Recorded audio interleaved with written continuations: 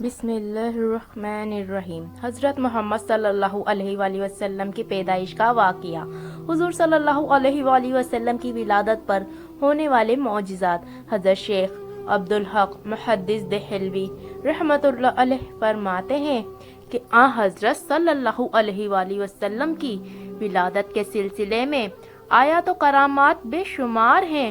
جن میں سے چند ایک یہ ہیں کہ ایوان کسریٰ لرز اٹھا اور اس کے 14 کنگھرے گر گئے، اور دریائے سادہ خشک ہو گیا اور اس کا پانی زیر زمین چلا گیا، اور رود خانہ سادہ جسے وادی سادہ کہتے ہیں جاری ہو گیا، حالانکہ اس سے قبل اسے منقطع ہوئے 1000 سال گزر چکا تھا، اور فارسیوں کا آتش غدہ بجھ گیا جو کہ 1000 سال سے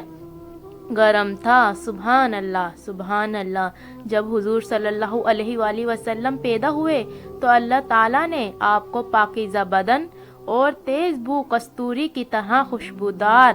اور ختنہ شدہ، نان بریدہ چہرہ، نورانی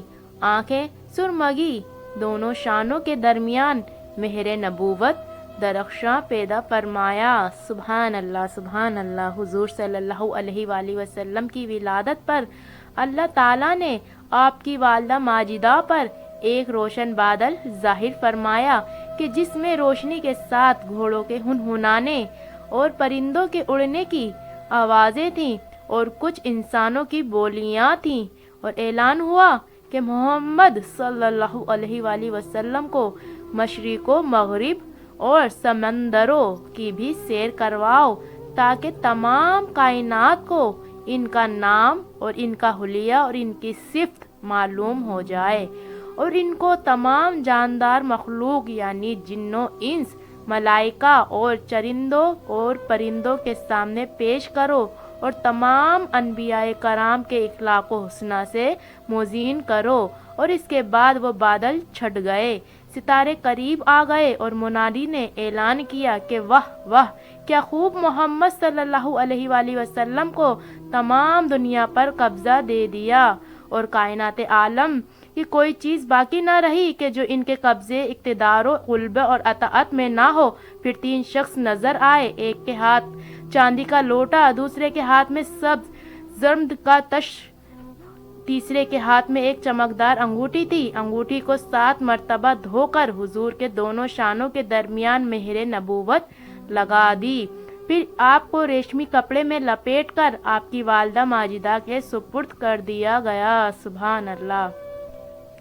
ولادت شریف کے وقت غیب سے عجیب و غریب امور ظاہر ہوئے، اور آپ صلی اللہ علیہ وآلہ وسلم کے نور سے حرم شریف کی پشت زمین اور ٹیلے روشن ہو گئے،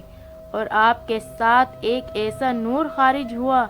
کہ شام کے محلات نظر آ گئے، اور آسمانوں پر پہلے شیاطین چلے جاتے تھے اور کہانوں کو بعض مغیبات کی خبر دے دیتے تھے، اور وہ لوگوں کو کچھ اپنی طرف سے ملا کر بتا دیا کرتے تھے، لیکن حضور صلی اللہ علیہ وآلہ وسلم کی آمد سے آسمانوں میں ان کا آنا جانا بند ہو گیا، اور آسمانوں کی حفاظت و شہاب و ثاقب سے کر دی گئی، تو اس طرح وحی اور غیر وحی میں غلط ملت ہو جانے کا اندیشہ جاتا رہا۔ شہر مدائن میں محل کسریٰ پھٹ گیا اور اس کے 14 کنگھرے گر پڑے، اور فارسی کے آتش غدے ایسے سرد پڑ گئے کہ ہر چند ان میں سے آگ جلانے کی کوشش کی گئی مگر نہ جلتی تھی۔ بحیر سادہ ہمدان و کم سے درمیان ایک بالکل خشک ہو گیا۔ وادی سادہ جو شام و کوفے کے درمیان تھی، جو کہ بالکل خشک ہو پڑی تھی، لبالب بہنے لگی۔ سبحان اللہ، سبحان اللہ۔